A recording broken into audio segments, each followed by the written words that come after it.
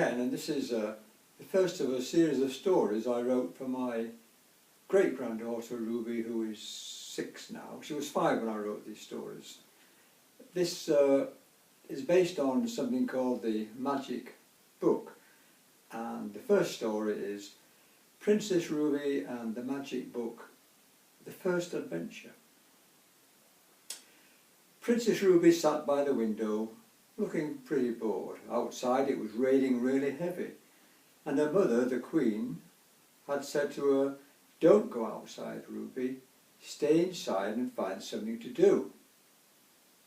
Ruby couldn't find anything to do, although she had more toys, more games, more dolls than anyone in the country. "Oh well," she said to herself, "I guess I'll go on an adventure." She walked across to a small table.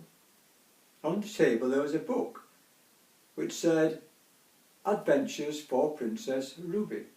Of course, because she was a princess, this book had been made specially for her. Princess Ruby opened the book, put her finger onto the page of adventures, and said the magic words, "Take me there." But nothing happened. She tried again. "Take me there." But nothing happened. And then she realised she'd forgotten the most important magic word of all. So she put her finger back on the page of adventures, closed her eyes, and said the magic words, "Please take me there." When she opened her eyes, she was no longer in the castle, but in a strange land, where the grass was pink and the trees had purple leaves. There was a river nearby with yellow and striped water. She walked across to the river and saw there was a boat tied to a tree. Ruby clambered into the boat and sat down. It was a lovely day. The sun was shining, the birds were singing, and the boat was rocking gently in the water. So Ruby lay back and closed her eyes. Soon Ruby was fast asleep as the boat rocked gently backwards and forwards in the water. Suddenly Princess Ruby woke up with a start. The boat was no longer rocking gently backwards and forwards, it was rocking violently. In the turbulent water, the boat had broken free from the tree and was now heading down the river, heading towards a waterfall. Princess Ruby saw the waterfall and realised soon she'd be swept over the side and couldn't go home again. She shouted out, "Help! Help me, please!" Again she shouted, "Help! Help me, please!"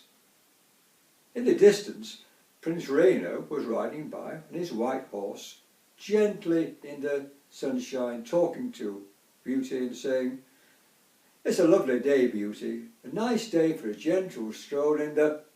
Listen, what was that? And he heard Ruby's voice in the distance shouting, "Help! Somebody's in danger, Beauty, let's go help," he said, and they galloped quickly towards the sound of the voice. Prince Rainer saw Princess Ruby in the boat and looked around to see how he could help her. He saw a large tree with a big overhanging branch on the river, so he quickly clambered up the tree on the branch and said to Prince Ruby, "When the boat comes under the branch, grab my hands and I'll pull you to safety." As the boat went under the tree branch, Princess Ruby put her arms up.